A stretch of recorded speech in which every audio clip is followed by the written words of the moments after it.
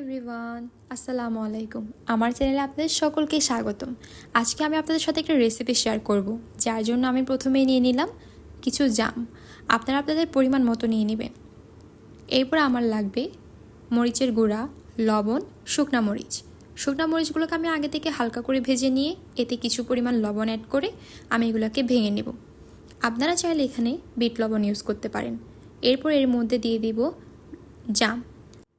এরপর জামগুলোকে আমি সামান্য পরিমাণে ভেঙে নেব, যাতে লবণ আর মরিচ ভালোভাবে এর মধ্যে মিক্স হয়ে যায়। এরপর এর মধ্যে অ্যাড করব মরিচের গুঁড়া, সামান্য পরিমাণে লবণ। যেহেতু আমরা লবণ প্রথমেই ব্যবহার করেছি, তাই আপনাদের পরিমাণ মতো অ্যাড করলেই হবে। এরপর আমি এখানে অ্যাড করে নিলাম সামান্য পরিমাণে চিনি।